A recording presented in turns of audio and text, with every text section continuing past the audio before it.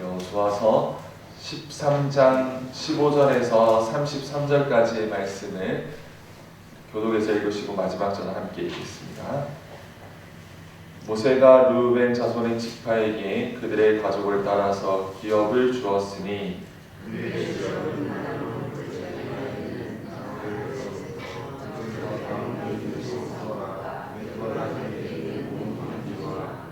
헤스본과 그 평지에 있는 모든 성읍 곧 디본과 마못바알과 벳바알 무온과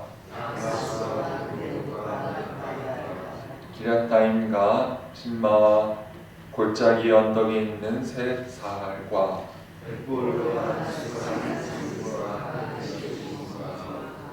평지 모든 성읍과 헤스본에서 다스리던 아모리 족속의 왕 시온의 온 나라라. 모세가 시온을 그 땅에 거주하는 시온의 군주들 곧 미디안의 귀족 에위와 레겐과 술과 훌과 레바와 함께 죽였으며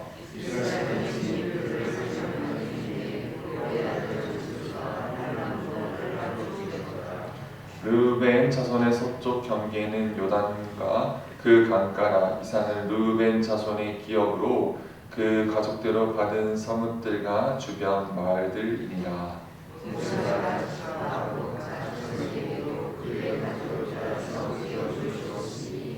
그들의 지역은 야셀과 길간 모든 성읍과 암몬 자손의 땅 절반 곧 라바 앞에 아로엘까지와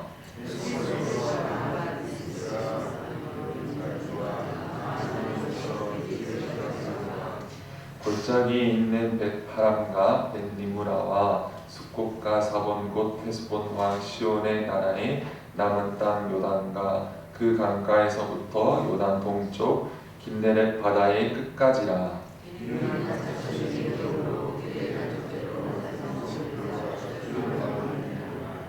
모세가 므낫세 반 지파에게 기업을 주었으되 므낫세 자손의 반 지파에게 그들의 가족대로 주었으니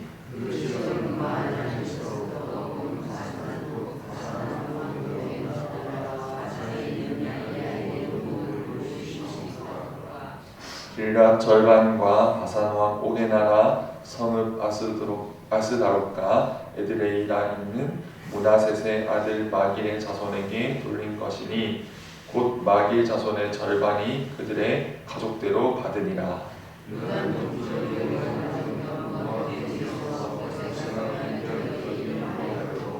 함께 읽겠습니다.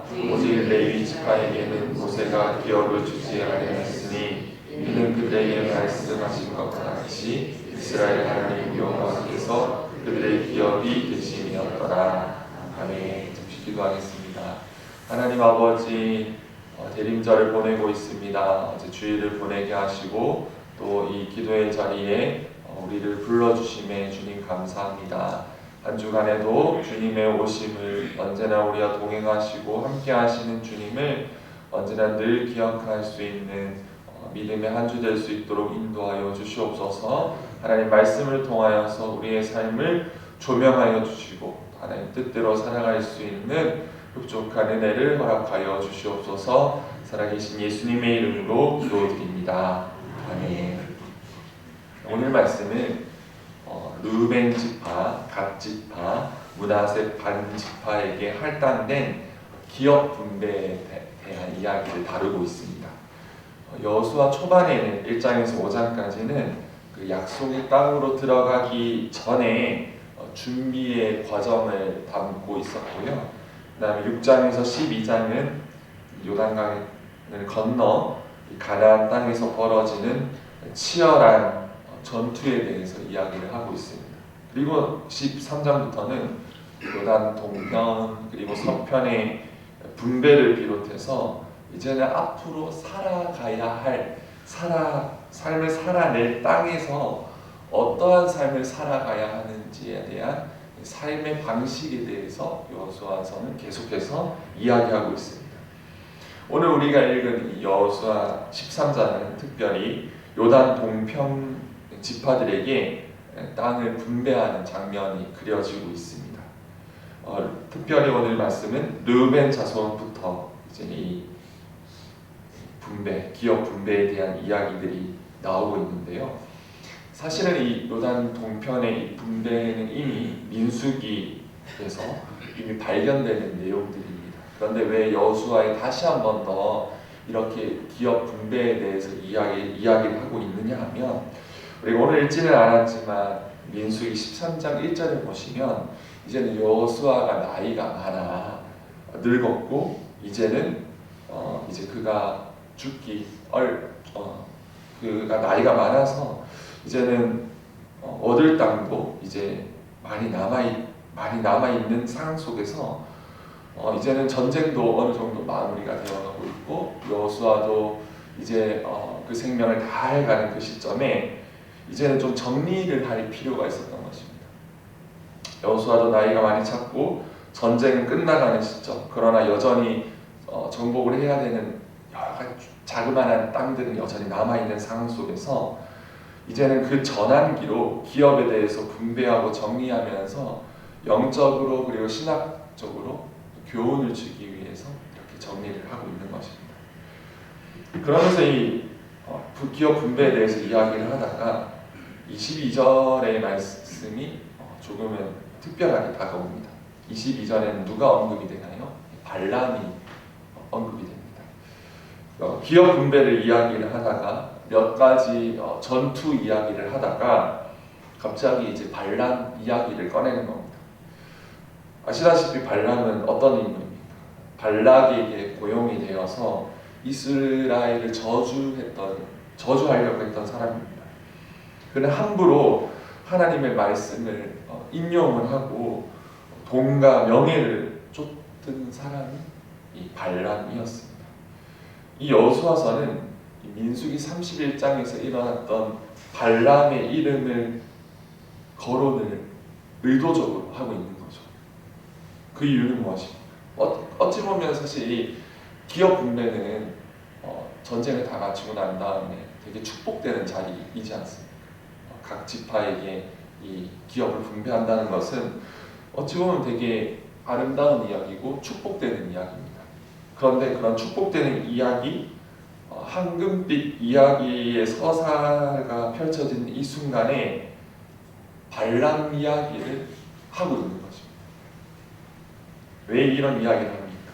이 이야기는 발람이 죽었고 그 이야기가 해결되었지만 여전히 이 유혹과 우상숭배, 발람으로부터 벌어진 음행의 사건들이 이스라엘 백성들에게 여전히 조심해야 한다라는 그 내용들을 상기시키기 위해서 이 내용이 기록되어 있는 것입니다. 오늘 말씀을 통해서 이스라엘의 이 기업을 분배받을 때 이스라엘 백성들이 기억해야 할 만했던 것은 늘 그때 발람의 사건이 있었지라고 이스라엘 백성들은 자신의 삶을 되돌아보아야만 했던 것입니다. 우리도 마찬가지입니다. 특별히 평안할 때, 정말 우리가 믿음 안에서 살아가는 그 순간 우리가 특별히 더 조심해야 하는 것은 우리 개인이 그리고 우리 믿음의 공동체가 또 그 유혹과 연약함과 죄악에 살아가고 있지는 않은지 계속해서 우리 자신을 되돌아볼 수 있어야만 한다는 것입니다. 특별히 이 여호수아의 말씀을 통해서 발람의 이야기를 통하여서 우리는 늘 죄에 대해서 깨어서 있어야 되는, 죄에 대해서 언제나 늘 민감해야만 하는 부르심의 자리에 있음을 우리는 기억할 수 있어야만 하는 것입니다. 더불어서 그 당시에 이 발람을 철저하게 처단하고 해결했던 것처럼 이 여호수아의 말씀은 이 심판과 철저한 심판과 회개가 우리의 삶에 여전히 존재하고 있는지 우리에게 묻고 있는 것입니다. 그래서 오늘 말씀은 우리에게 참 의미가 있는데요. 우리 안에도 이러한 철저한 죄에 대한 민감함과 죄에 대한 회개와 죄에 대한 심판이 우리의 인생과 삶에 있는지 계속해서 체크해보고 바라볼 수 있는 삶의 지혜가 필요한 것입니다. 언제요? 특별히 평안할 때. 언제요? 특별히 복의 자리에서 우리는 더더욱 우리 안을, 우리 공동체를 되돌아볼 수 있어야만 하는 것입니다.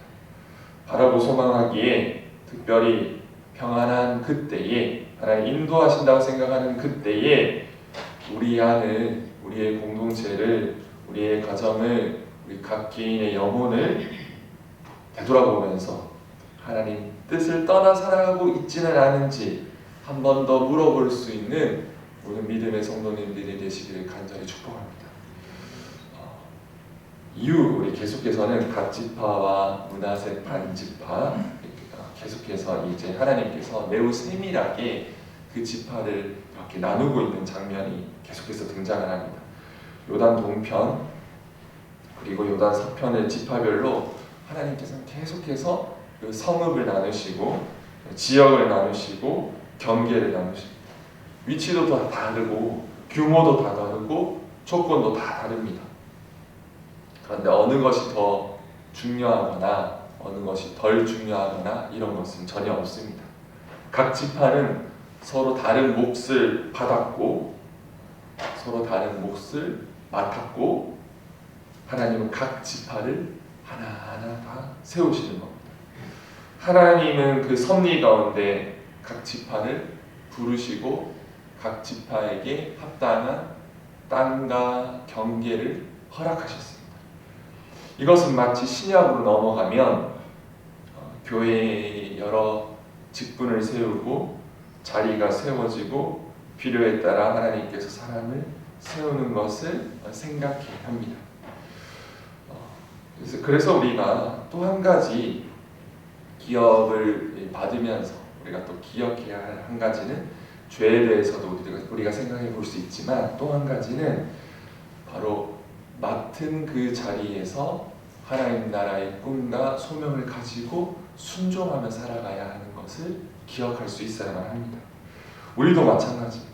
하나님께서는 삶의 현장에서 우리 한 명 한 명을 세우셨습니다. 그리고 우리 가정에서 하나님께서 우리 한 명 한 명을 부르셨고 세우셨습니다.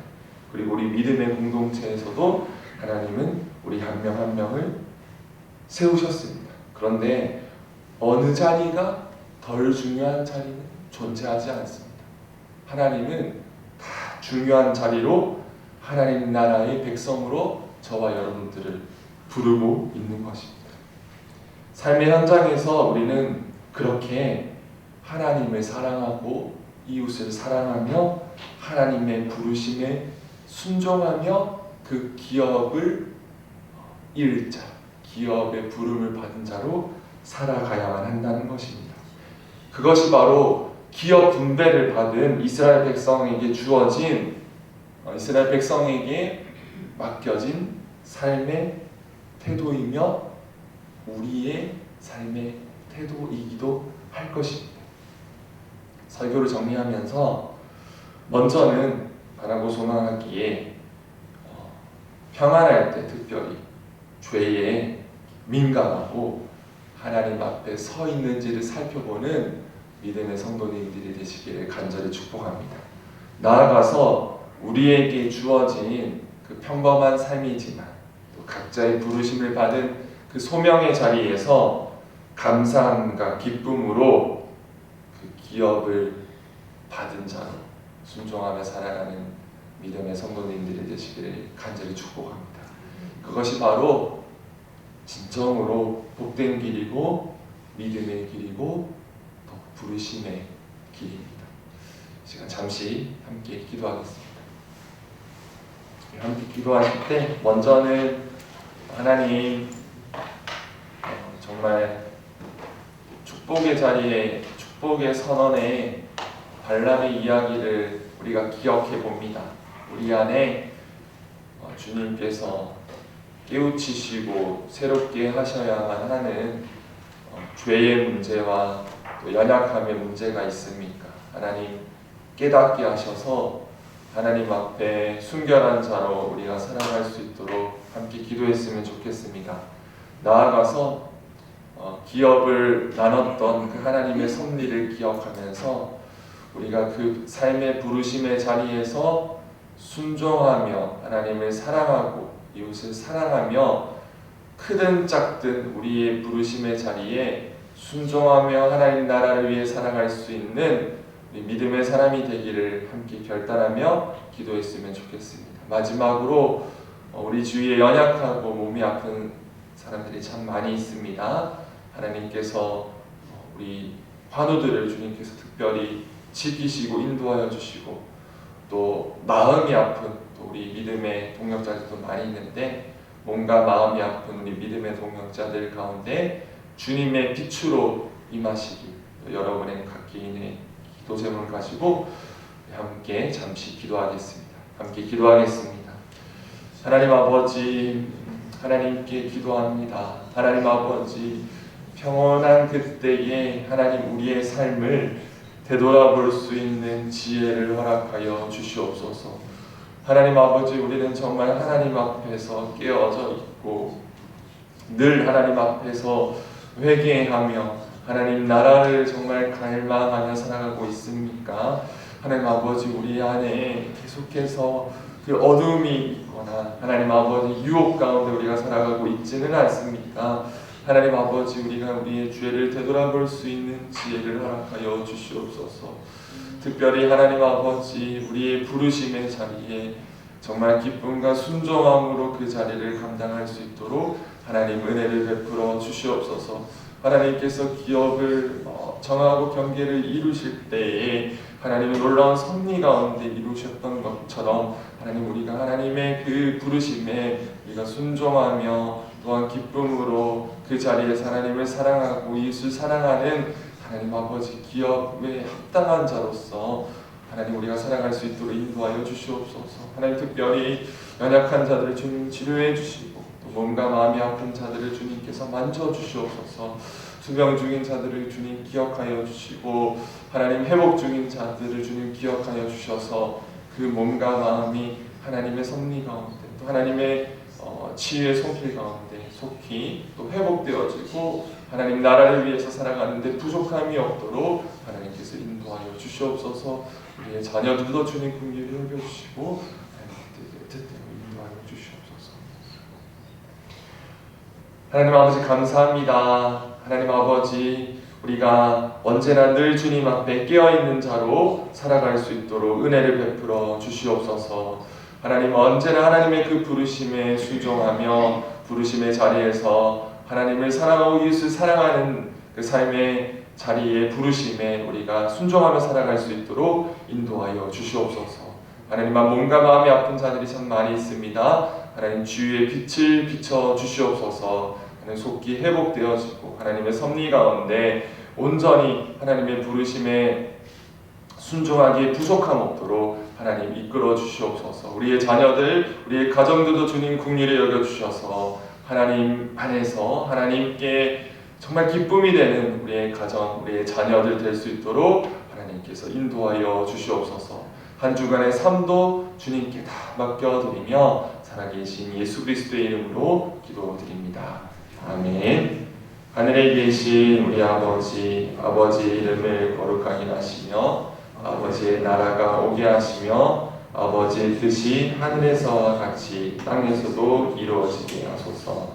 오늘 우리에게 일용할 양식을 주시고 우리가 우리에게 잘못한 사람을 용서하여 준 것 같이 우리 죄를 용서하여 주시고 우리를 시험에 빠지지 않게 하시고 악에서 구하소서.